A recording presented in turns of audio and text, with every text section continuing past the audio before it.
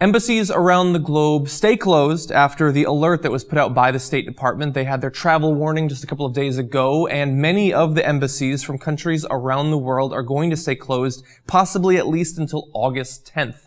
Now, all of this is derived from an unspecified Al-Qaeda threat.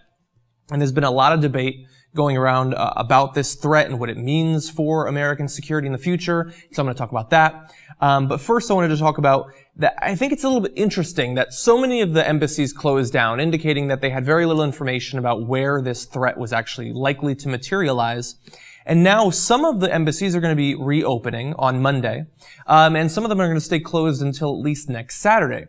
Now, the State Department says that they don't have any additional information, and yet some of the embassies will be reopening, which I think is a bit odd. But you're seeing here a list of some of the ones that are staying closed until the 10th, and you're seeing some major cities, obviously Cairo, Riyadh, and Jeddah, several locations in Saudi Arabia.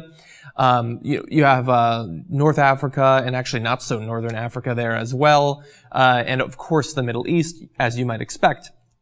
Now, what's interesting is that some, including Baghdad, Basra, a couple of locations in Iraq, and also a couple of locations in Africa, those are the ones that will be reopening on Monday. And so it doesn't seem to be a regional thing that's causing them to keep these embassies closed. And so, look, we're trying to figure out based on with a little information that we have what's going on, and it's difficult to do so, but that's what we've got. Now, what's interesting about this alert and the travel warning and all of that is that some of the supporters of the controversial NSA data mining, wiretapping, all of the various other invasions of your privacy are saying, look, this is proof that we need these programs, that we have a travel warning like this, despite the fact that there's no evidence whatsoever that the travel warning is being given because of information provided by the controversial programs themselves. They're simply saying, look, we have information. This controversial program gets information, so we should continue them. But that's BS.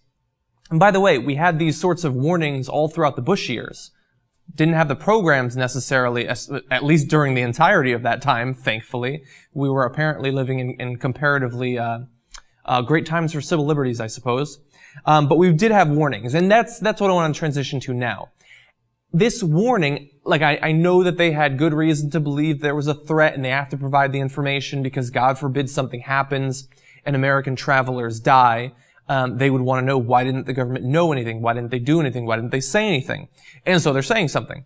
But this does strike me as a little bit too close to the Bush era. Oh, now we're at orange. Now we're at yellow, back up to red, then down to orange, where they seem to be manipulating us through fear. And I'm not saying that that's what they're doing here, but I think that these sorts of warnings are useless to most people, except where they provide fear, which could possibly help out Obama. He's having kind of a hard time, and they certainly want to get people's minds off of the NSA.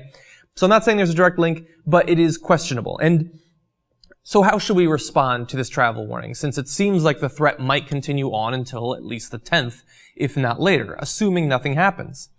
Look, if I was traveling to one of these locations, and there are many locations on this list, I would of course be worried, and I would very likely cancel my travel plans. But what is the rational way to respond to a threat, even if you knew that it was airplane related, even if you knew which day the attack was going to happen? The only rational response, based on the numbers, is to fly. And the reason for that is that even if you knew that there was going to be some sort of attack, there are so many planes, so many people on planes that the chances of it hurting you are lower than all sorts of other risks that we take every single day. Car accidents, walking on ladders, eating high-fat food, and things like that.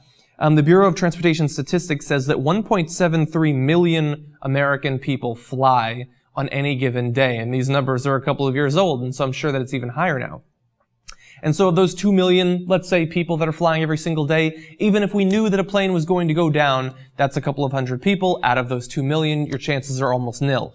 And I know that this is controversial, but one of the reasons I think you come to this show is that I'm not simply going to say the same things that they have on MSNBC and CNN. Oh my God, terror warning, watch out. No, we have to look at the numbers. We have to be rational. We have to be reasonable. And so I think let's continue on with the rhetoric that we had after 9/11, where we say, we don't want the terrorists to win. So continue to fly, continue to travel, be cautious. If you're going to Jeddah, maybe postpone it for a week or two, but for the most part, I don't think that you have much to worry about. And look, information will continue to roll in about these alerts, about the Al-Qaeda threat throughout the next week, and we will find out if there was actually something planned or if it was just them being overly cautious. But in either case, I think it's interesting and you should think about your future actions accordingly.